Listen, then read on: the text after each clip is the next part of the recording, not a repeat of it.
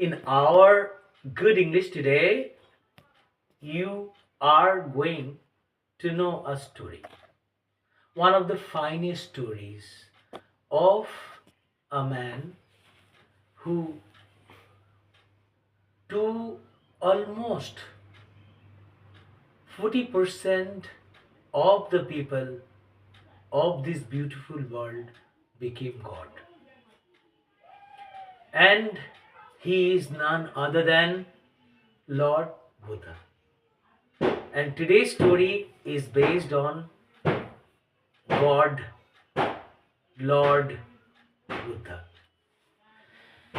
Children, I'm going to start today's story, but before that, I have already tried to draw the Lord Buddha. I'm sorry, I could not, but I tried. And I'm going to draw the banyan tree under which Buddha sat for nirvana or enlightenment. Now it is the tree, thing like this is the banyan tree that Buddha sat on. Here are some birds. Birds feel free to fly. And this is the banyan tree. And now Buddha is sitting under the tree. You can see Buddha sitting under this banyan tree. And here, under this banyan tree, Buddha got enlightenment, that is nirvana. Okay. So friends, today's story, let's start. It is one of the finest, and let's learn about how Buddha's journey to who he became in his later life, Buddha, okay, Lord Buddha. In the northern part of India, there was a place called Lumbini. In the present day India, it is not present. It is in Lumbini, Nepal. There was a kingdom where Lord Buddha was born. Lord Buddha began his life as a prince. High walls ran around the palace. And it was not possible for him to know what was happening in the world of reality outside the palace. He grew up in the lap of luxury and prosperity. He was not aware what was or what lay beyond those lofty walls that surrounded his palace. When Buddha became 14, it means at the age of 14, Buddha was sent to a school. And he spent,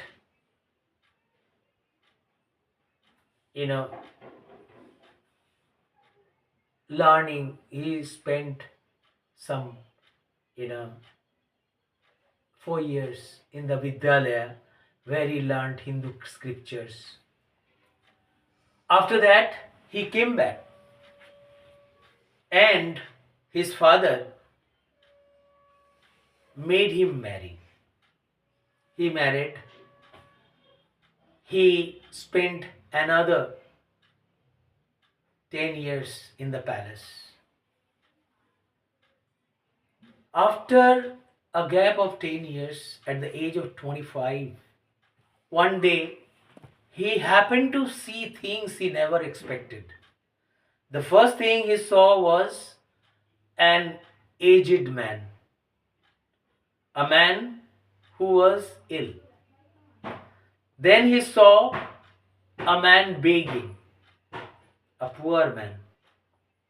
Then he saw a dead body being carried to funeral, uh, to the burial ground, or to the, uh, what is called burial place, or burning heart. We can call it burial ground if the bodies are buried. Christians call them or Muslims call them, but we call them burning hut or crematorium. Understood? He was being sent. All the people were carrying the dead body, saying Hari Bol, Hari Bol, Hari Bol. So this moved Buddha. Buddha couldn't stand. He was different from other human beings because he was born different. When he saw the sufferings and pains of people, he wanted solution. He wanted to know the reasons why those people were suffering. So he decided to relinquish, to give up his life of happiness, his life in the palace. He forgot his wife, his son. He forgot everything.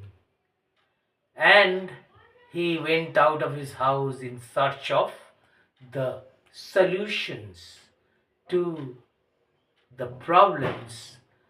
Understood? In search of, he wanted answers to his questions. The questions that he got were, why the people, what is the cause of the people's sorrows?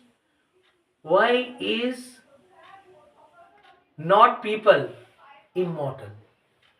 Why do we leave this beautiful world where we are born, where we have happiness?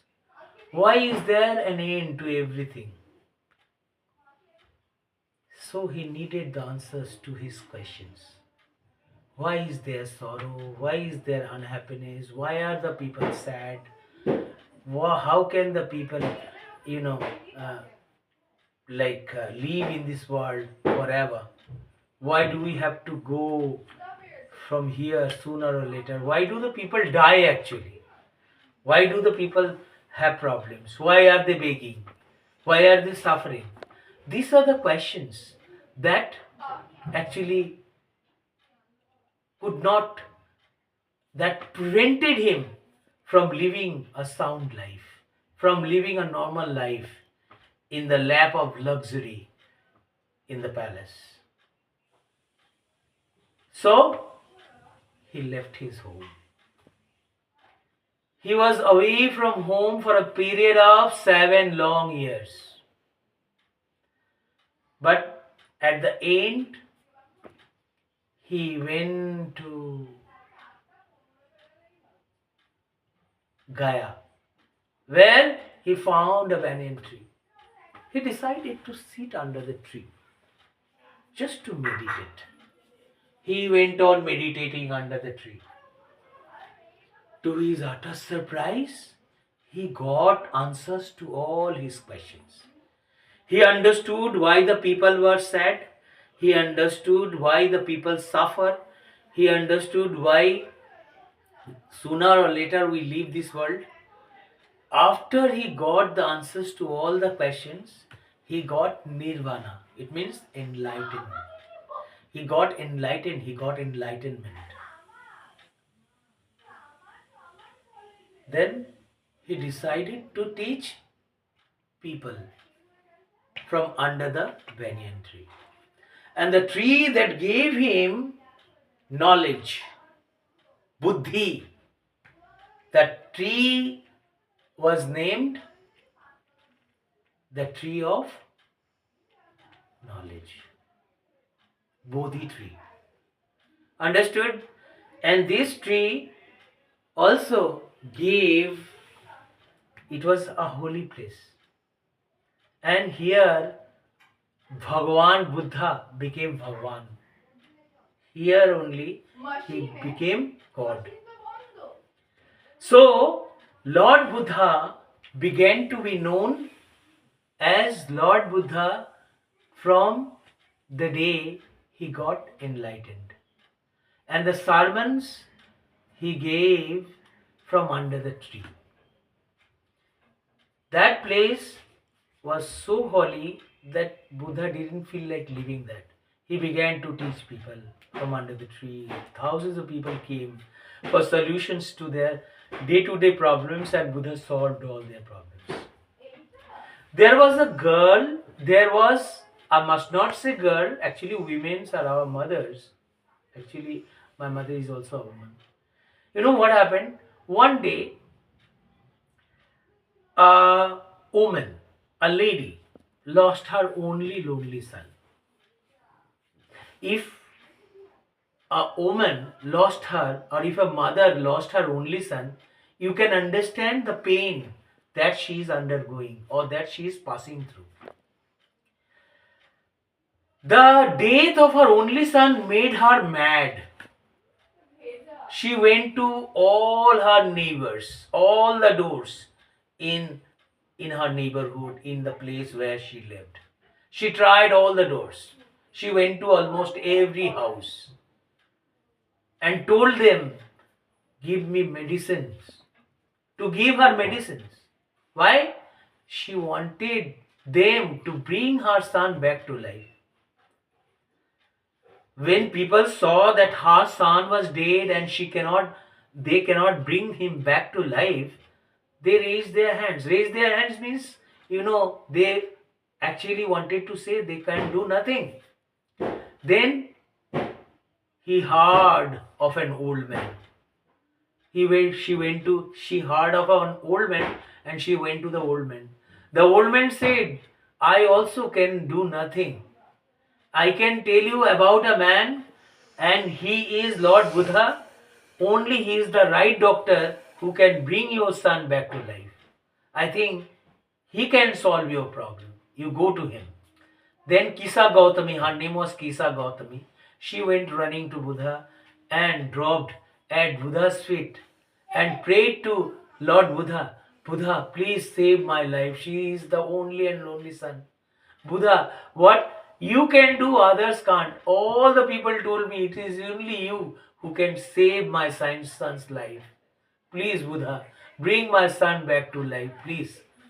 Buddha smiled. Buddha smiled. What is the reason behind the smile on Buddha's face? Buddha should have felt sorry. Buddha should have felt unhappy. Yes. Buddha felt sad. Buddha felt unhappy. Yes, you are right. But the reason for the flicker of the smile on Buddha's face was Buddha was aware of the cycle of life, the reality. Buddha knew the truth behind our existence, which this woman was not aware of. She is a part of this material world. It was the material world that the woman was fond of. It was a part of her material happiness. Her son was a part of her material happiness. No mother in this world wants to lose her son. No mother. If you are a part of this beautiful world, you must have last, or you must last for riches, ornaments, the things that we cannot take with us when we die. We are aware of what is the truth. The truth of life is, after your death, nothing can go. Naked have we come and naked shall we go. We have not brought anything with us when we came to this world, and nothing can go with us when we leave this world. We are quite aware of this. Even then, we turn blind eye to the reality of life.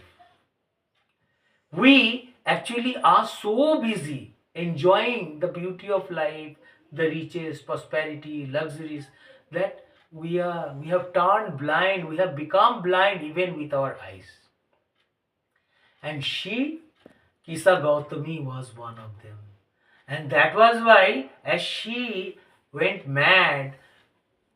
The death of her only son made her mad, and she was asking for medicine from the villagers first, from her neighbors first, and now she is asking for, revival of her son's life. It means she is putting pressure on Lord Buddha to bring his son back to life, her son back to life, sorry.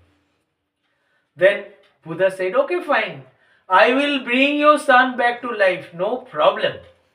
But do one thing for me, can you? She happily agreed. She said, yes, yes, Buddha, you can make my son alive again. You can bring him back to life, and for this I am ready to do anything you say. Sorry. And you know what?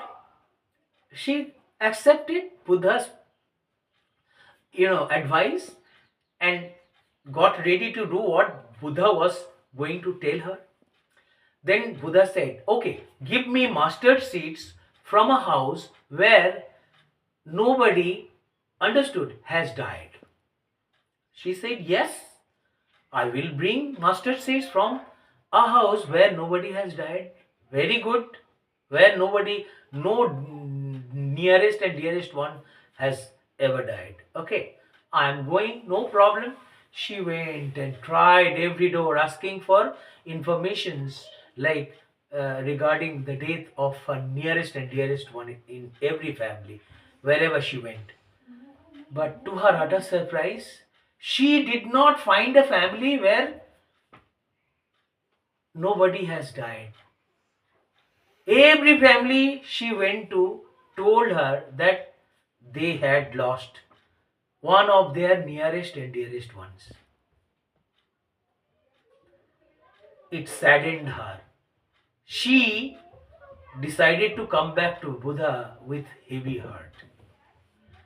Evening set in, and she sat under the lamp, street lamp.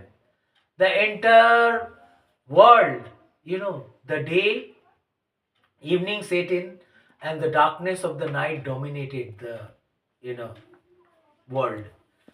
Suddenly, the light of the lamppost went out in the later part of the night. Thus, the reality dawned on her. She realized that sooner or later we have to leave this world. And then she finally went to Buddha and admitted her mistake. Now she understood it's the value of death that we live in. It is a world of desolation. Here, everybody has come to go. So, do not take pride in who you are, what you have. These are all transient, short-lived happiness. Make proper use of each and every second of your life so that you do not repent later. What you do today will shape your tomorrow. So try to do good to people.